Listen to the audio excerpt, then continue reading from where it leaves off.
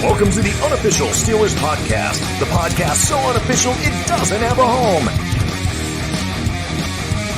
Here's your host from In Heights Sites, Nathan Heights. And from State of the Steelers, Daniel J. Here we go. What's going on, everybody? Everybody in the chat. Good to see you guys. We're back, another episode, Unofficial Steelers podcast. And we have some things to talk about. It hasn't been too crazy lately. Daniel and I took the week off from the show last week, so thought we'd do a show this week, heading into the draft as we're in April. Daniel, what's been going on, bro? Well, I just got the new Justin Fields jersey. It's the fresh off the presses, number 2. So right off the press, ladies and gentlemen. It literally came out today. Literally came out today. I ordered it. Shipping was amazing. You know, it's one of those things that you can buy something and think about it today, and it comes in before you even know it. How surprised were you that he ended up with number 2? I thought the reports were number 5.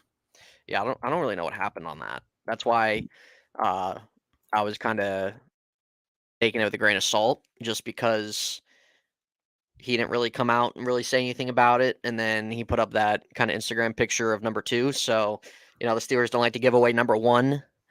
So he's rocking 2. I think he'll look good in number 2.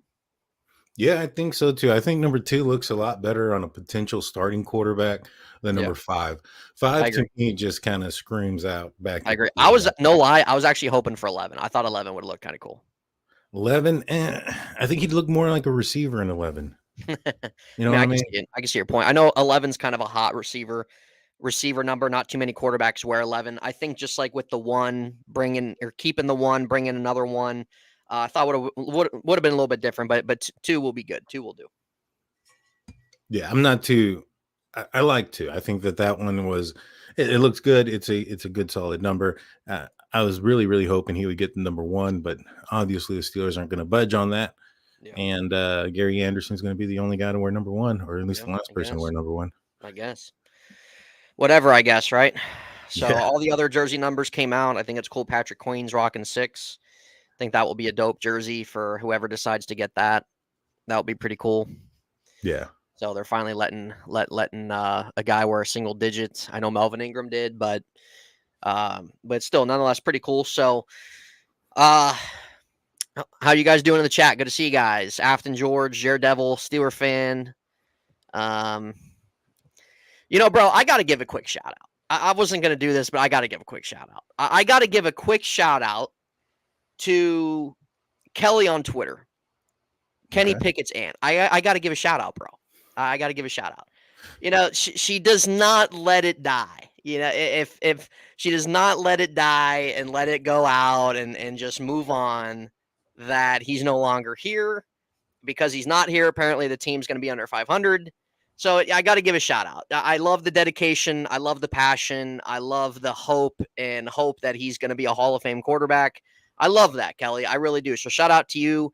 You look like you're about in your 70s, or 60s or so. You're a Zan apparently. So congratulations. You're a part of the Pickett family. Congratulations that you call yourself a Steeler fan, but apparently they're going to suck because he's not the quarterback anymore. So there you go. Got to give a quick shout out, ladies and gentlemen. Were you the person that was fighting Kenny Pickett's aunt on Twitter? No, it wasn't me. No, no. I had to mute her, dude, because I kept seeing it on my timeline, and I'm just tired of seeing it. I'm like, dude, like, get the freak over it. Yeah, some people can't handle it, you know. No, they can't. They can't. You know, your nephew just isn't a good football player, and you got to defend him at all costs. So I don't know what to tell you. I guess we see where the poutiness comes from. It must run. It must run in the family. Yeah. So I had to give a quick shout out on that one.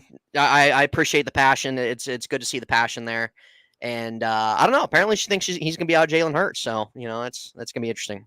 Good luck. Yeah, good luck on that one. So, but yeah, nonetheless, guys. With everything going on, it's been kind of a dry spell the last couple of weeks in the NFL. There's been a couple moves throughout the league that's happened. In terms of Steelers, really not too much that's happened. Bringing in Cordarrelle Patterson. We'll talk about that in a minute. And a couple other, I don't know. They brought in that one defensive lineman. Don't really care, to be honest with you. So it's really been kind of dry for the most part. I think everybody's been waiting on the move for a wide receiver, which has not happened yet. We know the stuff with Tyler Boyd kind of seems like it's pretty at a stall right now. Yeah, Jared Did you say hear the contract proposal for Tyler Boyd? yeah, it was like what, 10 million, 2 years, something. Yeah. What do you think about that? Do you think that's it's undervalue, overvalue? What are your thoughts on the 10 million 2-year contract that apparently he's turned down and still waiting for Right. somebody else to call? Well, I don't think, honest thoughts about Tyler Boyd. I don't think he's like really a special player. I think he's a solid number 3 guy on a team that needs some help there. He's been pretty productive, especially early on in his career with the Bengals doing that. I wouldn't overpay for him. It might be a little bit underneath. Like it might be in terms of when you look at the wide receiver market. I think it's a little undervalued there. I think he's a little bit better than that, but at the same time, the market kind of speaks for itself. So it's just he's not the only player that's in a situation like that. Justin Simmons is still holding out, hasn't gotten a contract either yet, and he's one of the better safeties in the league. To be honest with you, Daniel, I'm completely okay moving on from Tyler Boyd. Good deal. Yeah, me too, man. I wasn't a big fan. Well, it's not so much I wasn't a big fan. I would have welcomed the kid. You know what I mean? I call him a kid because he's, he's a lot younger than I am.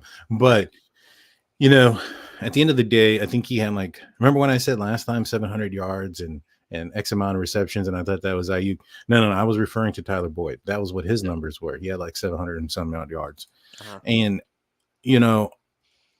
I don't see the value there of paying a guy that you're probably looking at as your wide receiver 3 slot guy. Yeah, that amount of money at that point. Yeah. You still have other guys. You've signed other guys already. Van Jefferson. You have Quinn or what I can't remember his last name. Quez Watkins. Watkins, there we go. And you got some pieces here and there, and I assume the Steelers are probably going to acquire a wide receiver in the draft at some point as well. Mm-hmm. So he's not going to be the wide receiver 1. I think George Pickens is probably going to go into this year as the wide receiver 1. Yeah. Do you think? What do you think about that? Deontay Johnson was the wide receiver 1 previously, and he had route running ability, and to me, he fit that, that prototype of the Antonio Brown, that's Antonio Holmes, the guy that's going to get open, not super tall, not lengthy, but has great route running ability. What do you think about George Pickens in that position? I'm all right with it. He's going to enter his 3rd year. A lot of times these guys that are drafted with a projection to be a high-end wide receiver, I think usually come around, unless you're a really special talent, obviously. It usually takes a few years, really kind of once you hit that year 3, you're ready to transition in that wide receiver 1 step. Like if you've been productive and putting up those type of numbers and everything, I think George Pickens is I think he's ready for that. The only thing with him, I think everybody will agree on, is his maturity level, is him being able to kind of start to transition and becoming a leader in a kind of way. And I think especially with the quarterbacks on the roster, he should be excited. Not saying that the Steelers have elite company in their quarterback room, but they have guys that are going to push the ball down the field now. Whether it's Russell Wilson, whether it's Justin Fields, they have 2 guys that are going to push the ball down the field now. So with George Pickens, he should be excited. He should be thrilled about it. I'm completely fine with him starting to enter, being the number 1 guy in that territory. I think especially with what he did last year, he should kind of be treated in that kind of way. Mm-hmm. With the Deontay trade, I understand people were upset about it. I think at the same time, there's different factors that go into it. They weren't going to pay him. They weren't going to give him an extension. He's had problems in the locker room. He's had problems with other teammates. And I think too, I honestly do think they value Pickens a lot. And they just want a different I don't really know what I want to say, how I really want to describe it, but they want a different kind of lead, a different set of mind in the locker room than what Deontay Johnson was giving them. Because Deontay Johnson's 28 now, and he hasn't really quite grown up into being a leader in the locker room. And so see you later. So the Steelers weren't going to unload him just to do it. They still got a plan. You got a heavy wide receiver draft. They can still make a trade. Just because that nothing's happened yet doesn't mean that a trade's not going to happen. I'm still holding out hope that they do make a trade. I think that's possible. They got 2 third-round picks now via the Kenny Pickett trade, and I think that's possible that they can pull something off, especially with, as you've seen in the trade market this offseason, some of these guys haven't been going for a haul or anything. And I think in terms of their hope to get a wide receiver, that could help their case. So just because nothing's happened doesn't mean talks aren't happening every day, or at least during the week. Like that doesn't mean that's not happening. So I think that there's a level of, I'm not going to say expectation, but a level of possibility that they could make a trade. Heck, they could do a draft day trade. It's exactly what happened with A.J. Brown last year. He got traded during the draft, right? Teams realize, like, you look at a team like the Niners, like, okay, they're coming out saying they want to extend Brandon Ayuk. Brandon Ayuk doesn't really want to sign a contract with them right now, for example. And the Niners comes to the point where it's draft. Okay, hey, this is a heavy wide receiver draft, right? You're kind of playing cat and mouse with other teams, and that's what organizations do. Steelers are probably letting the price drop a little bit, and why not, right? Like when it comes to a point, like, okay, you know what, we got to make a decision. It's just like with the Bears, you know, that they were playing a lot of cat and mouse with the Fields trade, and it came to that point. Hey, teams have started to move on. We have a couple here. We got to make a decision, and that's definitely something that could happen come the draft. During the draft, before the draft, a couple days before the draft, it's hard to say. So I think I'm still holding out hope that there'll be a thing there. But in terms of like with Pickens, yeah, I'm okay with that. I think they got a plan there. I'm not worried about it. So you bring up the possibility of a trade for a wide receiver, and I think that that's a huge possibility as well. You know, the Steelers have been rumored with Brandon Ayuk that you know there's some interest there. You know, there's been some tweets going back and forth about comparing looks between the player and the coach, So that sparked a lot of interest. You know, we spoke about that not too long ago. And you laughed at me when I said it'd probably be maybe a third round and another pick next year, something like that. Stephon Diggs goes for a second next year. Right.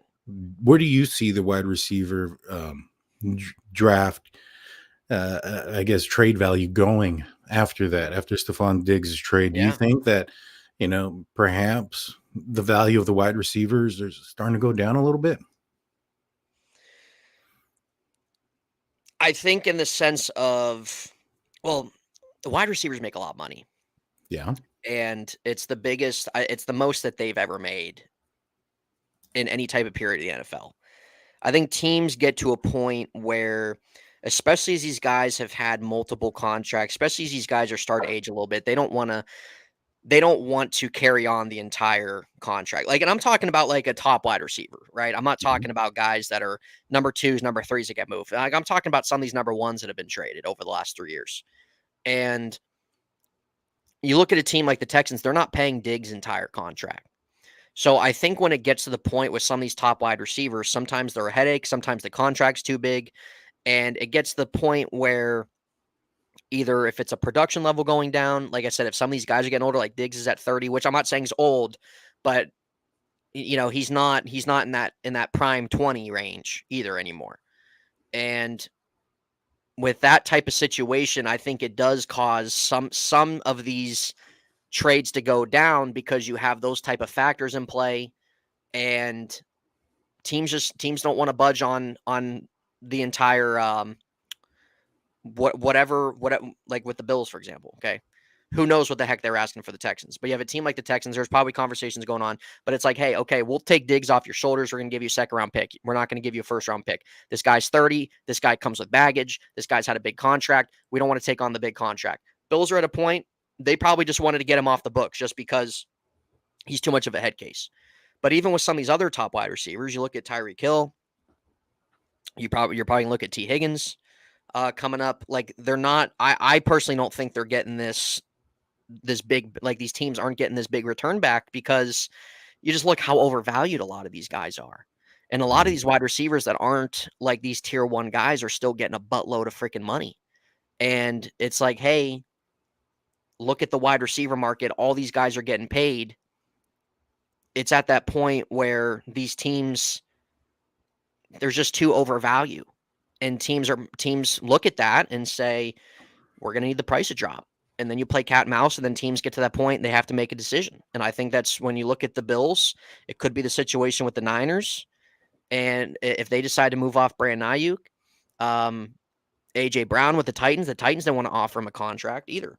So it's in those type of situations of where so many wide receivers are getting big paid money, and it's like, okay, hey, you don't want to make a deal, we're going to go give money. And then teams, it comes to the point they don't really have much of a choice. At least that's how I've been viewing it the last few years, because it's been these guys are getting paid as much as they've ever gotten paid, these wide receivers. So, and I think too, a lot of teams realize just how offense is. Like they realize and recognize some guys are replaceable as well. So teams aren't going to sell themselves out for a top wide receiver. Mm-hmm. You see, for me, I think that when it comes to a player and the trade and the value, I think that the big component is going to be the price tag that comes along with it. Mm-hmm. You know, if you're going to be paying the contract and you're taking the players up the hands of the team who can't re-sign, or the player is refusing to re-sign, that puts that team in a pretty bad situation. So that's when some of these trades are more favorable. Now, when it comes to Stephon Diggs, I believe the last 4 years, he has had over 1,000 yards receiving. And last year, I think he had over double the targets than any other receiver or tight end or anybody in the Buffalo Bills offense. So they literally traded their entire, half of their offense, other half being Josh Allen there, away. And they took a huge amount of the dead cap or dead money. I think they're going to pay him $30-something million this year, regardless. Yeah, they're to taking get away on from him. that. Now, Texans, they don't have to take on much of it. They gave up a bigger price tag. Now, I do think that they probably could have acquired him for cheaper than a second round in the future if they took on some of that money. You know what I mean? But they didn't want to, obviously, because I don't know if they intend on signing him for a long term. They voided the rest of his contract after this year, so he's going to be a free agent after this season. Yeah, it's an easy move off. It's really just a no risk move, to be honest, because he's a migraine, but it's like they have a young team. They rebuilt their team for 3 years. Now they're in a spot. They got young talent. They can go spend some money a little bit, and now it's kind of a high reward, low risk type thing. Yeah. Yeah, no, well, I mean, a second round pick on a 1 year rental is still quite a bit, regardless. Second round pick, but Diggs is still a top 5 guy, so you got to give a little bit to get. And maybe if they wait a little bit more, maybe they could have. Who knows how the conversations were? But yeah, I think that's really a big focal point, as into like sometimes why these teams, like you would think like these wide receivers on the market, and you end up seeing the package and you're like, dang, like Steelers could have did that. But honestly, I'm glad they didn't get Diggs. I don't think they need him. Could you imagine? I mean, hey, it'd be exciting. It'd be sexy to look at, but I think he's a little bit of a migraine. Not on the sideline if the team is losing. Him and Pickens throwing things at each other. Right. I don't know. That's a good sight, but talent there. Yeah, obviously he's there. I think the trade is. I think Houston may have won on this one for now. We'll see who ends up, or what the Buffalo Bills end up doing with that. The Bills too have lost a lot of guys. They've lost a lot of guys this offseason. And some of that is probably cap related. Some of it's just ready to move on. I'm sure they probably got a plan to replace some of that, but you can't keep everybody. No, you can't. So Cordarrelle Patterson got number 84. He posted on Twitter not too long ago, something about, should I get to 84, 10, this number, that number. Antonio Brown responded, said that this is the only 84 you'll see. Patterson ends up taking up on that offer. What do you think about him wearing 84? I love it, dude. I think it's great. They haven't had an 84 since AB. AB's old news. I think it'll be cool. I like the Patterson signing itself. But him in 84, it's different because he's like he's not a wideout. So it's going to be kind of different and fun. Like if he's ever in the backfield at all, kind of seeing 84 come out of the back.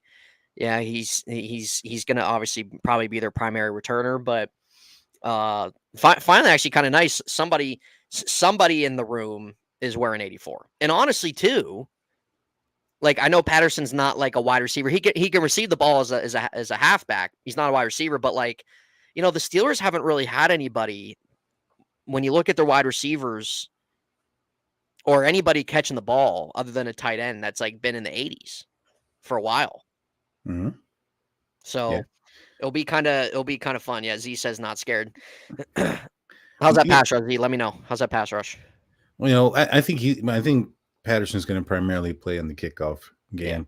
Yeah. But, I'm sure they're going to have some sort of package out there for him. But when he comes in on the offense, he's primarily a running back. So it's a little bit interesting when it comes to those things. Hey, pull up this that I'm sharing real quick. These are the numbers.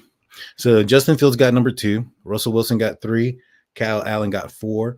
Bill Burr got 5. I mean, Cameron Johnston, number 5. Patrick Queen, 6. As I'm going through this, one thing that I noticed right off the bat is Russell Wilson wearing the black shadow stuff under the eyes for a picture. Yeah. What do you think about that? I don't know, dude. Maybe he got his picture outside. I don't know.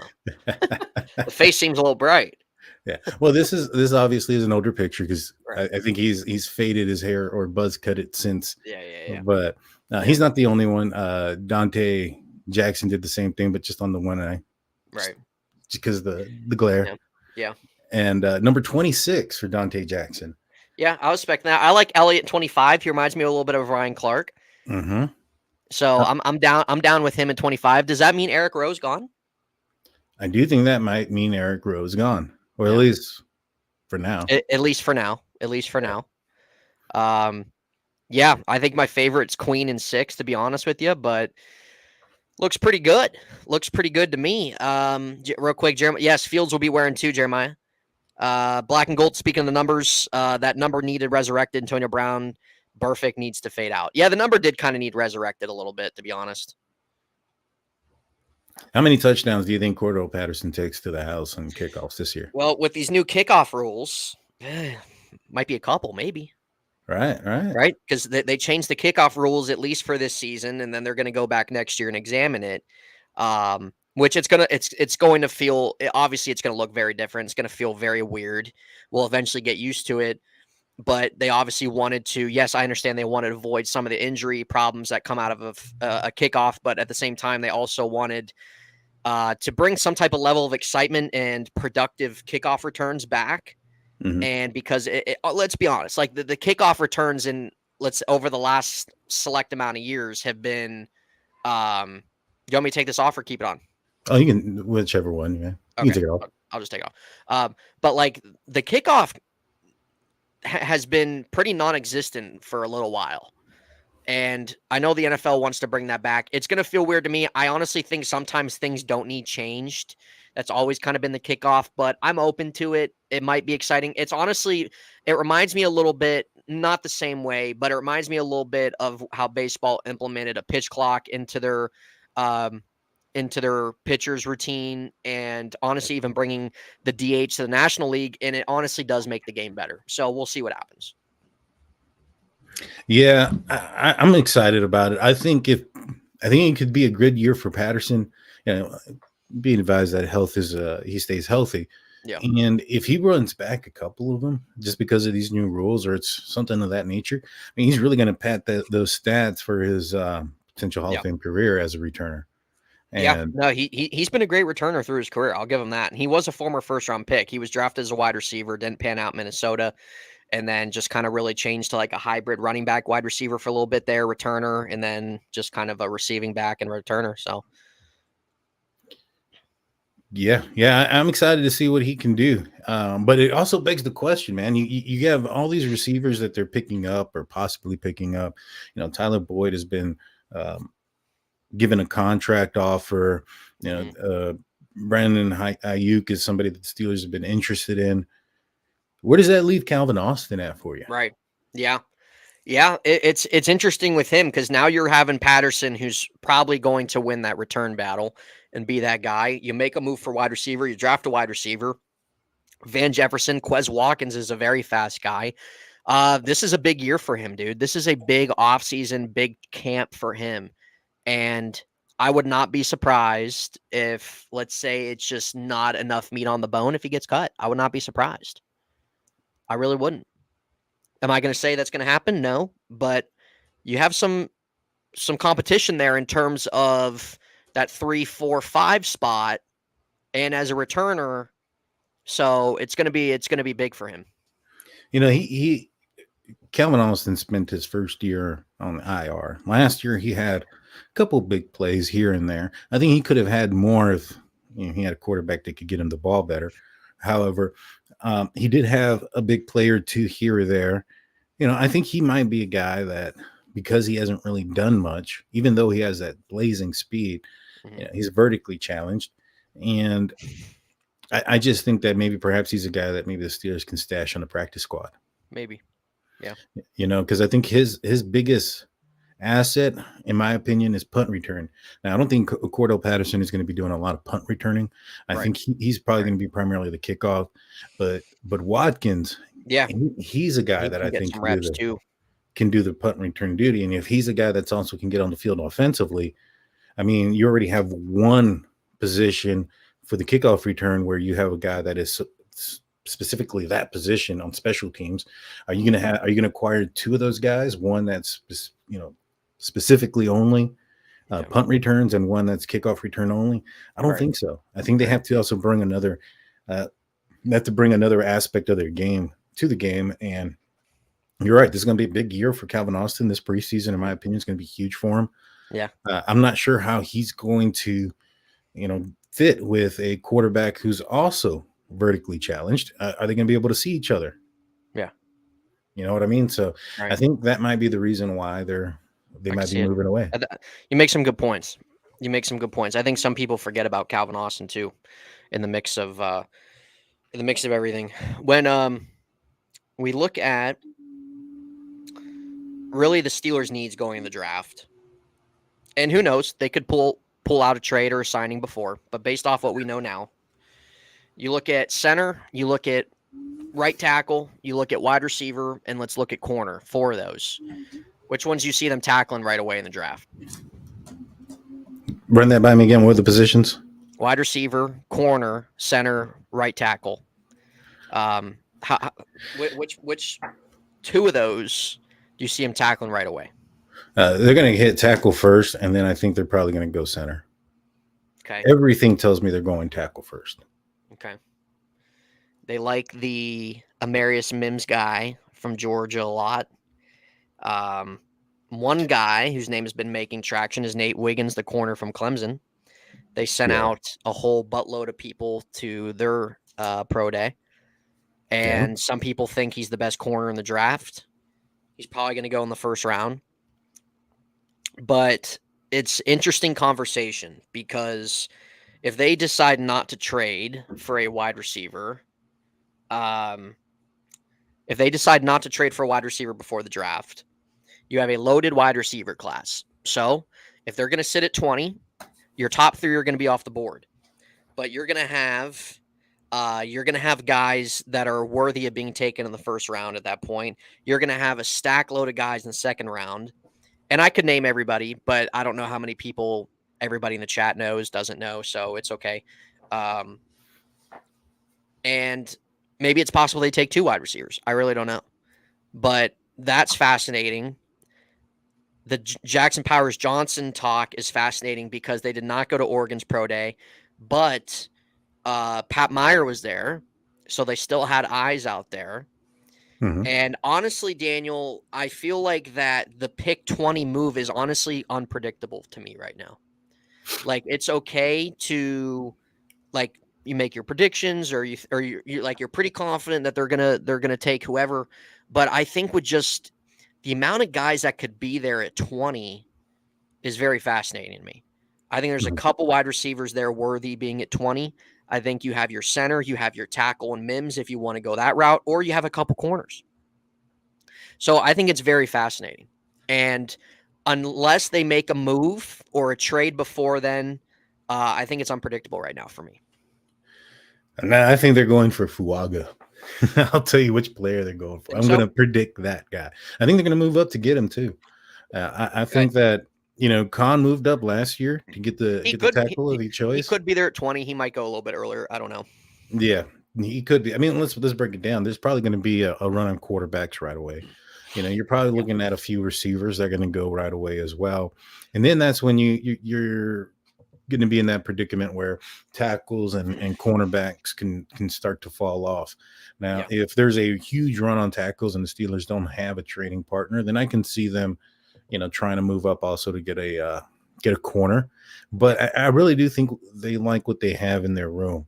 As far as Dante Jackson, that was a guy that, from what I understand, the Steelers have been interested in him since he was coming out of LSU. They were there when he was up for a contract. They were there with the trade last year, and they finally got him, traded this year. Yeah. So I think they like what they got there. I do think it's going to be either Fuaga or it's going to be Mims in that first round. Preferably for me, I'd prefer Fuaga. Apparently, he's close also with Sayamalu. They have a close relationship. That's cool. Yeah, and so they know each other. Yeah. If they want to go on those guys, I'm down. Honestly, I'm down. Like I honestly feel like this year, like there's times I complain with their picks. Like when we took Edmonds, I was like, who? Like Edmonds, right? Like a couple other guys that we've taken. Z, we appreciate you tuning in. Enjoy back to work and enjoy Trevor. That's all I'm gonna say. When the Steelers selected Terrell Edmonds, I texted my father, my brothers. I was like, yeah. I think they thought that that Tremaine Edmonds was still on the board when they saw T. Edmonds. They took the wrong dude. They took the wrong guy. They took the wrong guy.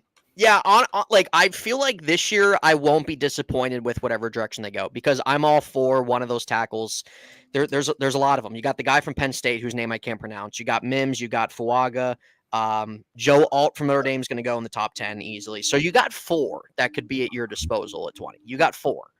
And then at wide receiver, your top 3 are going to go, but you're going to have Brian Thomas from LSU that's going to be there. Adonai Mitchell's going to be there from Texas.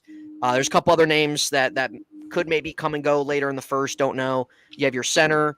There's a couple good corners. So I feel like I would personally be okay with whatever direction, but that's what makes it exciting when you have a draft where it's really unpredictable like this. Like even if you feel pretty confident they're going to go in a direction, like there's still different avenues that could happen, especially if they make a move for somebody. And then there's some years where you know what they're going to do. 100%, you know what they're going to do. Like Najee Harris, I think everybody knew pretty much that they were going to take him. Yeah. But I don't know. I like the unpredictability factor, and I'm okay with whatever direction they go. But that's going to be fun. Real quick, Vegas says, bring back Pat Pete. How about Cam Sutton? What do you think about Cameron Sutton come back? Well, he's got that whole situation going on that he was just recently arrested for. I know it's been his charges have been dropped from felony assault to a misdemeanor assault. So he's probably going to end up getting, some sort of suspension, but he's probably not going to lose his career. He's probably going to be on the cheaper end. He didn't have the best year last year. And although that may have been the case, if he were to find his way back onto the Steelers roster, it'd be at a much reduced salary. And I think that the Steelers would probably utilize him more in the slot position because, well, that's probably the one position that hasn't been addressed yet. Shannon Sullivan was the slot cornerback last season.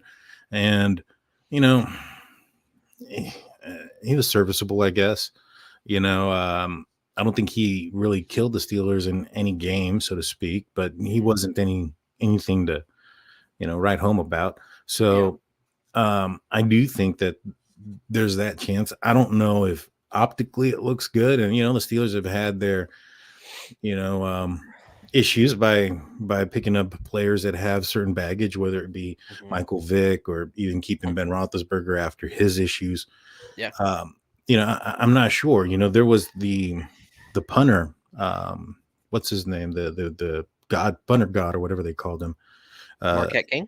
No. The Chiefs. Mark Gurley. Yeah. Aziz, Matt Ariza. Yeah, something like that. Yeah. Yeah. I thought that was a guy that the Steelers can go out and pick up as a punter because, well, he's probably not going to be very expensive because of his accusations. And those were completely found to be untrue. Yeah. It's one thing to, somebody to say, all right, never mind, I got paid. And another thing to find out that this guy was completely somewhere else. And there's video of him somewhere else when the accuser alleged that he was committing these crimes.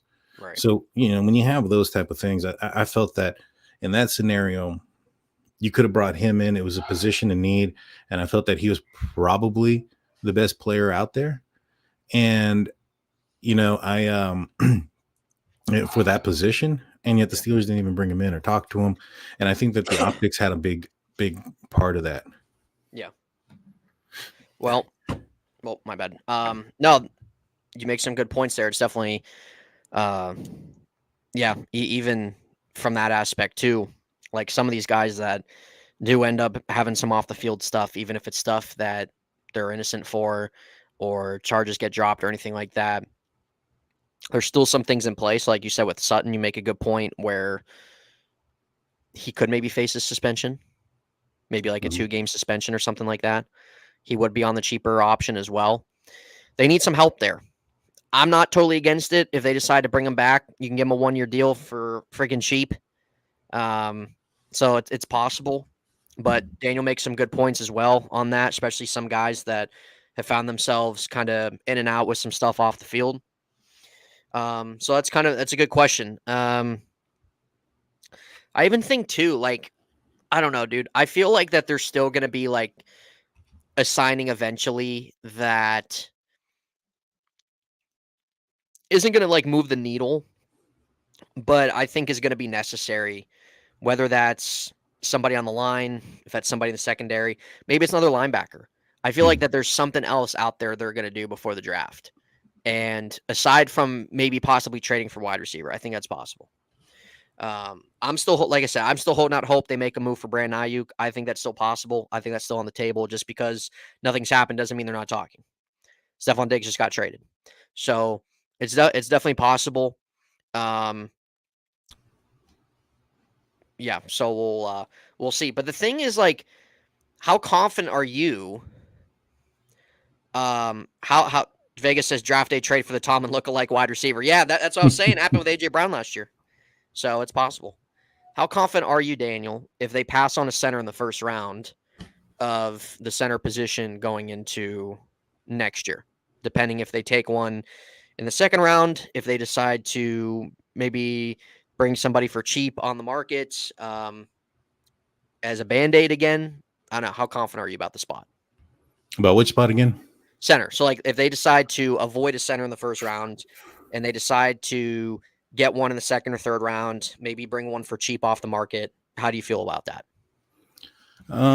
Well, I don't think that the center position is probably as, I don't know, put on that pedestal, as high of a pedestal as the Pittsburgh Steelers fan base are doing. So just because we've had some of the worst center play in the last couple of years, Yeah. I do think, though, however, that it is a position in need, and I think the Steelers are going to, acquire that position. I do think that they're going to acquire it in the draft. I'm not too concerned, about that. I think it's going to be acquired in the second round, and I think there's going to be at least a couple of centers still available. Zach Frazier is probably going to be a guy that I think that's going to be around closer to 51. They may need to move up to get him. I'm not sure. He had a leg injury. He did participate in the combine and in his pro day, but he suffered because of that leg injury. And I think there's a lot of people that like the fact that he went out there and toughed it out. Yeah. But, maybe perhaps that does take a little bit of a hit on his draft stock, and maybe perhaps the Steelers can get him at 51. Yeah. Where are you at on that? As far as, yeah. And as far as, free agency and not going out and getting one, I would be more concerned if they got one now, and that's outside of the draft, because then that whoever they get now is just, the leftover, so to speak. Right. No, I hear you. We all knew center needed to be a position for them to really be aggressive about, especially with how bad it's been. But there's some guys out there, if they decide to pass on Oregon center. So I'm kind of on the boat with you. If you can go get a guy you're confident about in the second round, I'm okay with that. You can go out, get a guy as well for some depth. Maybe somebody has been in the league for a little bit, to kind of be with him, be a guy to kind of be that. I kind of like using the word Band-Aid, but like a guy that's a formidable depth piece behind him. You know, like you're not going to throw Herbig or somebody like that behind him who's not really a center. Right. Hey, give me a sec, man. I got my dogs are barking real quick. Let me go. No, you're good. Settle them down. I'll be right back. Yeah, no, you're good. Well, guys, as Daniel takes a quick breather real quick, to go handle his dog, I'm kind of just like torn because I could even see the Steelers doing something of where they got 2 third-round picks, right? I could easily see them trading back up in the second round. They like to trade up. They like to trade up in the drafts. They like to trade back into middle rounds. I could see them trading back in the second round or trading back into the second round. Yeah, they have their second round pick. They got 2 third-round picks. You use one of those to move back up in the second round. Maybe you grab a wide receiver there too. I don't really know. The thing with the wide receiver class is that it's very heavy, but we all know out of, let's say, 8 of these guys, how many of them are actually going to turn out? You see it every year. You see it every year. You can look at that one big receiver class where Justin Jefferson was in and all those guys. Jalen Reagor was taken before him by the Eagles, and he was a failure. Yeah, no, you're right. I mean, the draft is going to be something that it's always a gamble, you know, regardless of the position, the round. Yep. Now, obviously, the closer, you know, to the top of the round that you are, the more likely that the player that you're acquiring is going to be as advertised. Right. It's less likely, you know, later on in the rounds that teams are getting things wrong, but those things do happen. But yeah, man, I think I would like, dude, if the Steelers ended up with like, you know, just imagine this, you know, Brad Jones on the left side, seeing Malu, and then probably Frazier, and then you have Daniels, and then Fuaga on the right side. It'd be cool. I mean, you be down. Najee Harris and Jalen Warren. I mean, they both have 1,000-yard rushing. Guarantee it. Yeah. Guarantee it. If that ended up being the case. Yeah. No, it definitely is actually fun to actually think about. Yeah. I'm not concerned at all about their wide receiver group. I don't think anybody should be concerned about it. They're going to figure it out. They're going to make it work. They're one of the best teams in the league when it comes to developing their wide receiver room. Not worried about it. I think more so it just comes to them polishing out their offensive line. And I would like to see them bring in somebody else in their secondary, because aside from Porter, aside from Dante Jackson, you know, you have Corey Trice coming back, but it's thin. It's thin there. And are you going to take a corner within your first 3 picks? Or are you going to try to? I would like to see them bring another guy in from the outside and then invest in another guy through the draft. And then you have those 2, Dante, Porter. You also have Corey Trice coming back. So those are some things I personally have more concern with corner than I do at wide receiver position. Mm-hmm. Mm-hmm. So I don't know what they do there. Yeah. I mean, I see that. You know, I think that when it comes to the defensive side, I don't know. I like the secondary, man. I think we need a slot corner, and I think we can find one of those guys like in the 4th round, you know, somewhere around there, or even in free agency. Last year, the Steelers ended up signing Shannon Sullivan during the draft. Right. You know, I think they had a target there for the slot cornerback position, and that guy got drafted probably, and they went out and called Shannon and said, "Hey, we want you." So, you know, that position could be acquired. I think that if there's a position on the defense for me that's probably concerning, might be defensive line. You know, Larry Ogunjobi has been injury prone his entire tenure with the Pittsburgh Steelers. Granted, he's made his way onto the field. He's still, you know, not been in practice, and you can clearly see that he's not been 100%. And Cam Hayward, he's getting up there in age, and he was dealing with injuries as well. Yeah. The defensive line is probably the biggest concern for me on the defensive side. Yeah, that's fair. I can agree with that, to be honest. Yeah, defensive line too. What do you do there? I honestly don't see them doing that early in the draft. Maybe, I don't know, because they signed that Dean Lowry guy. They still have Leal, Ogunjobi, Benton, Cam. If you can add another beefer in there. Yeah, but Leal, as a 3rd-round pick in his 2nd year, wasn't even getting dressed. Right. He's probably not going to make the team this year. Yeah. You know, and Loudermilk, he's not been the greatest either. Young. You know what I mean? So I don't think the Steelers have the depth there. Martavius Adams, he's been a plus when he's gone in there. They re-signed him. They did re-sign him, but I think, you know, he would be a solid depth piece for me. Not so much the guy you expect to handle the load. Now, I know that they're probably looking at Larry Ogunjobi and Cam Hayward for the most part in that role, but this is a 17-game season. That's a long season, and guys at that age and, you know, already having some injuries, you know, the season gets cold towards the end. It's a risky move. Yeah. Now, if the offense can hold on to the ball, you know, a lot longer than they did in the last couple of years, you know, that'll probably have a positive benefit when it comes to the health of the defense. Right. So, you know, it's going to be an interesting to see. And I think that if the Steelers can beef up that offensive line a little bit more and possess that ball, then it's definitely going to help out this aging defense. And maybe perhaps they don't have to address the defensive line, right, you know, so early in the draft this year.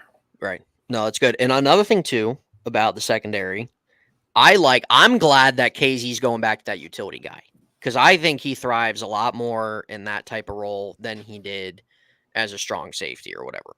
So having him there as that third piece with Minka, Deshaun Elliott, you can kind of let KZ do his thing back there. I think he's more effective in that type of way. I don't know. Maybe they have him play a little bit of slot. He's done it.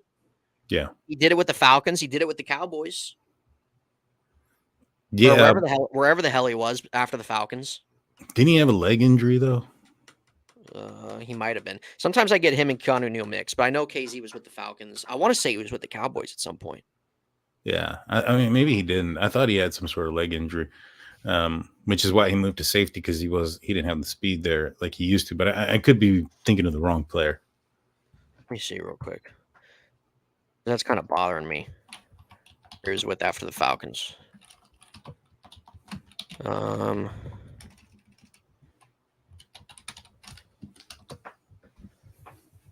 He had the fractured forearm, but that's what the Steelers. I want to know before that. Yeah, he was with Dallas for a year and then came here. Yeah. Yeah, I don't really see his injury history here. Gotta be here somewhere. Yeah, maybe I'm wrong. Yeah, it says he had a thigh. Man, nothing crazy.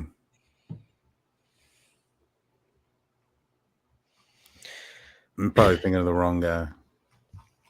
Either way, I mean, you know, he's a smaller guy. He hits hard. I like him there. I mean, I think he'll be pretty good.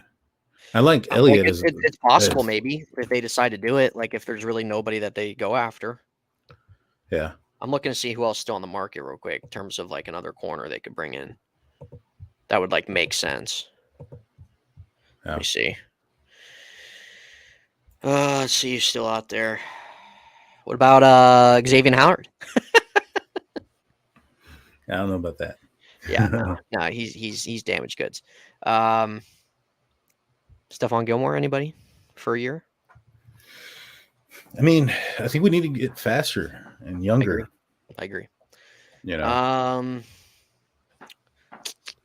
mean, I don't know. It's not really speaking too much to me out here. Nah, man, I think they're gonna have to get somebody in the draft. Now, I agree.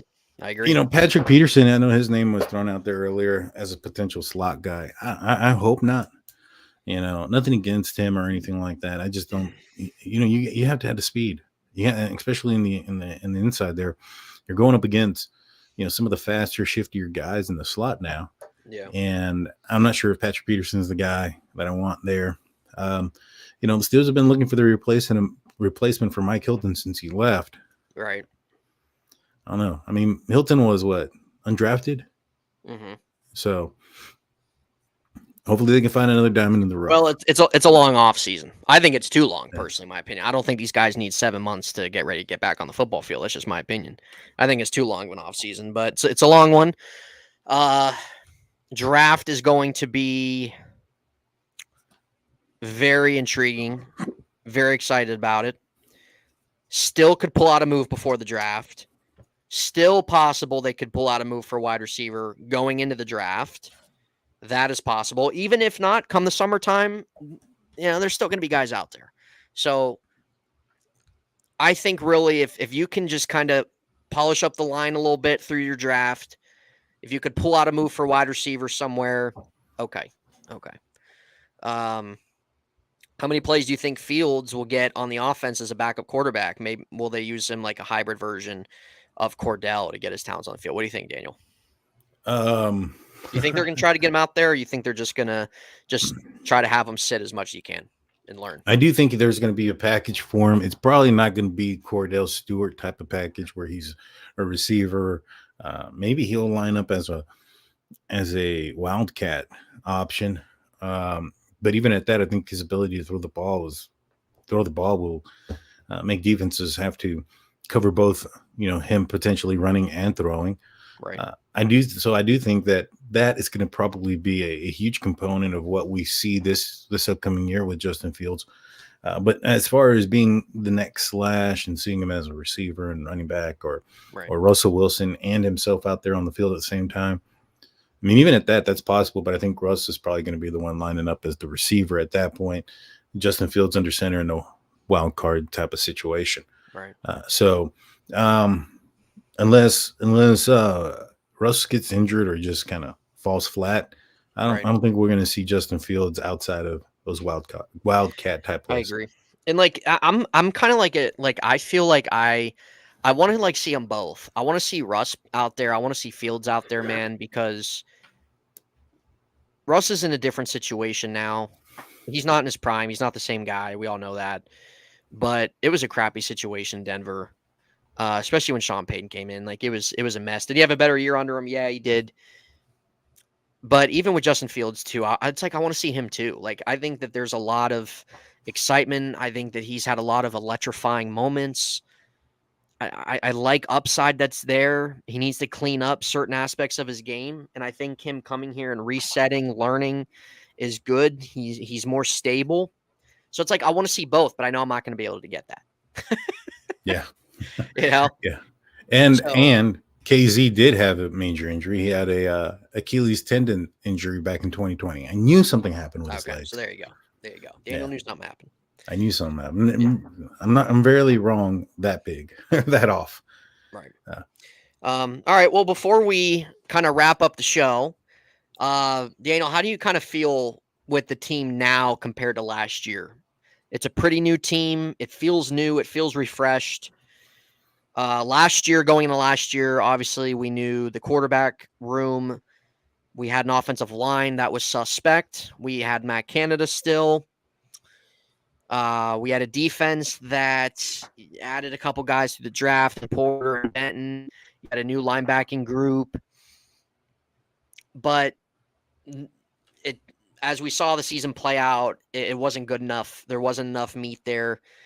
Obviously, they went through a lot of injuries, just like every other team in the league did. Quarterback was probably the biggest thing that held the team back, to be honest.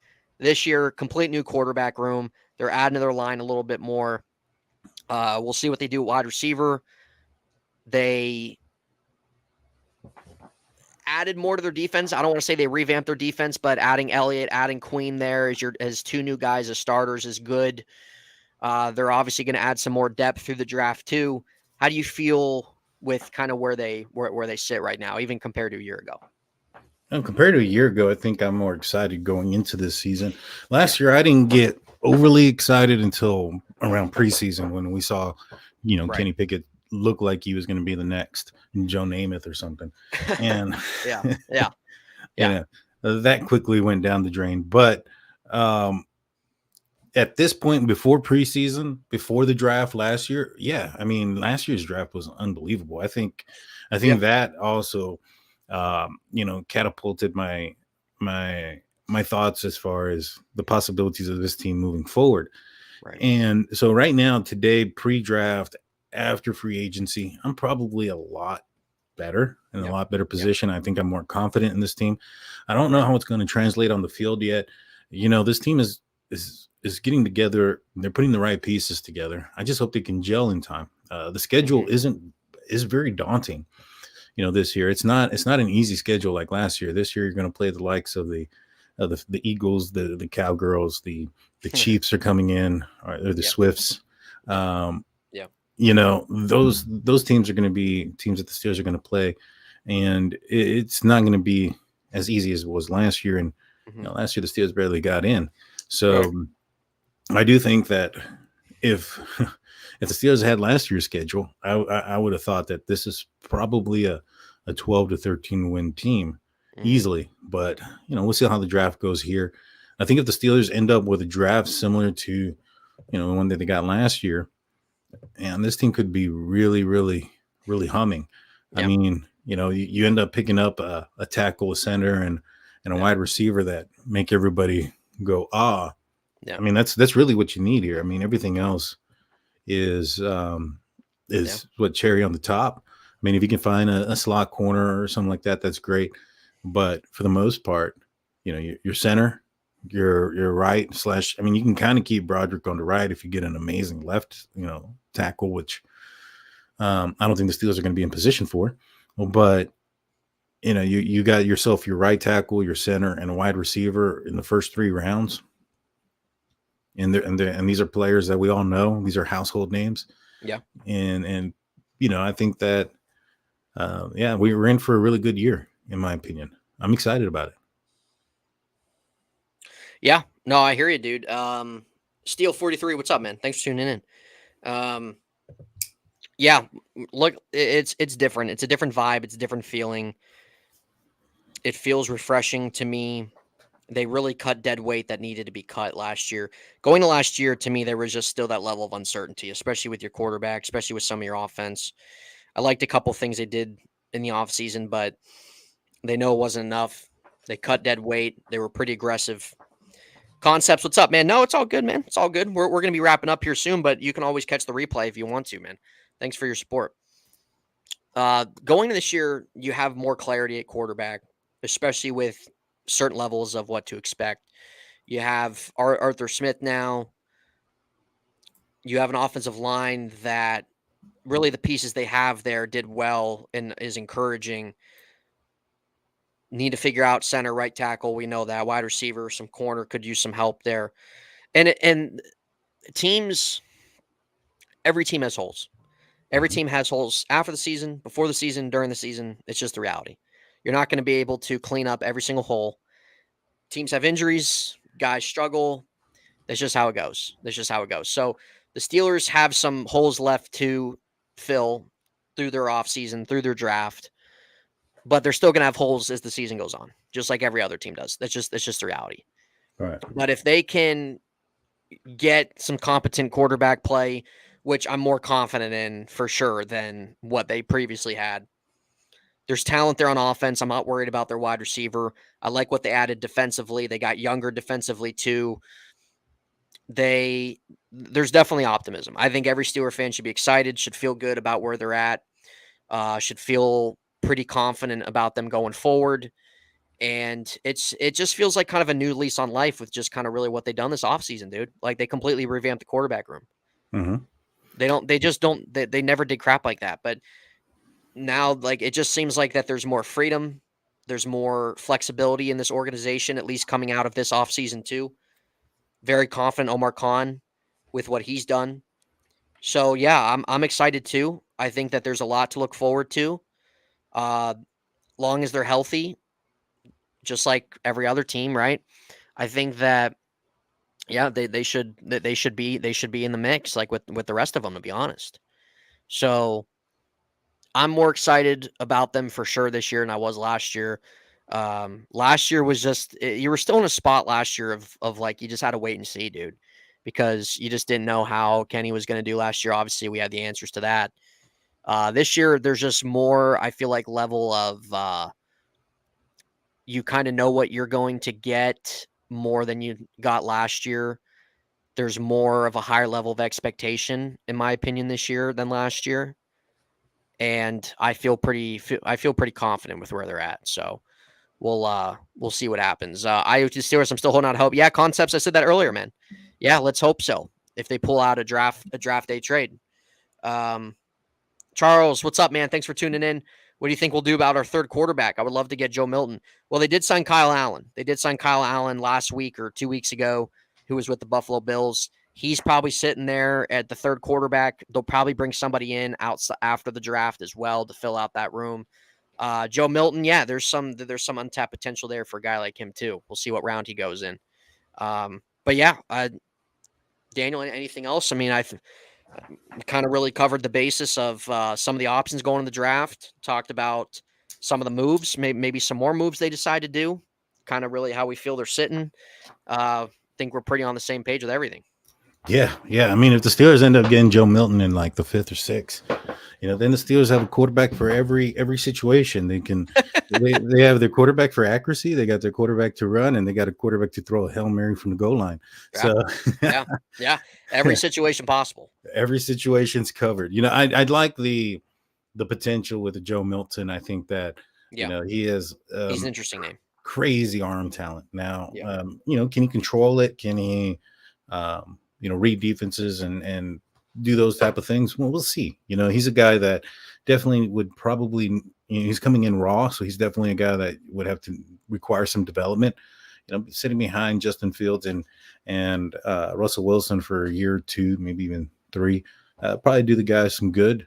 And if he develops into that guy with that talent that he has with that arm, I mean, he could be a scary dude to play up against. Yeah. He's got the speed, he's got the strength, the arm.